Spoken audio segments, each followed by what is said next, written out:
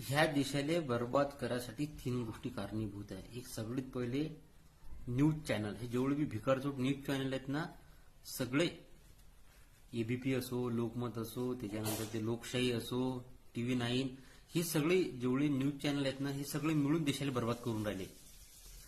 त्याच्यानंतर हे नेते लोक, आणि तिसरं म्हणजे जनता.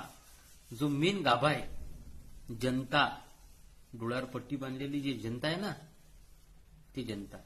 अरे न्यूजले चव नाही, काही नाही. बस एक वेळेस एखादी प्रत्येक न्यूज हे ब्रेकिंग न्यूज म्हणून दाखवतात.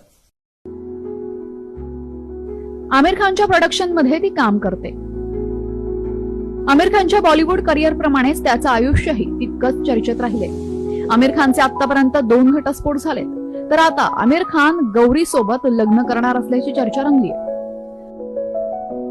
1986 मध्ये आमिर खानने रीना दत्त सोबत लग्न केलं, तर 2006 मध्ये त्यानं घटस्फोट घेतला.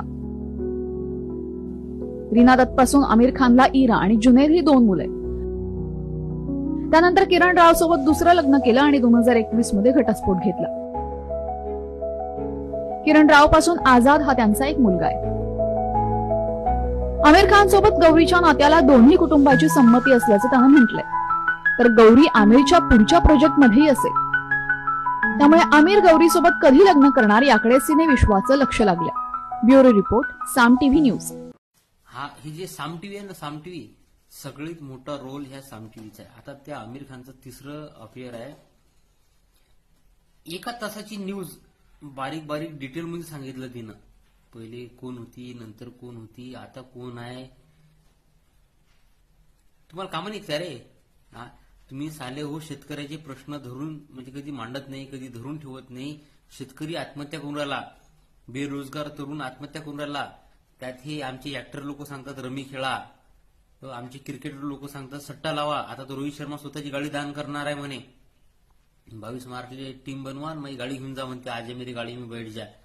येईल की नाही, पार असं चौकात उभं करून हाणायला पाहिजे सगळेले. आता ते नवीनच ऍड काढली त्या आमिर खाननं, रणबीर कपूरनं, ते रोहित शर्मा, सगळे जाते ऍड मध्ये. अरे काय देश कुठे चालला?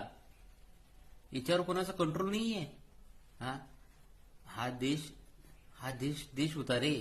हा भिकारचोट आल्यापासून याला खरंच मग झोला छापून झोला उठा के लेके जाऊंगा म्हणते. मग फकीर आदमी हूँ, झोला लेके चल जाऊंगा. तू जाय रे बाबा, लवकर जाय. तू आम्हाला भिकारी नको बनू.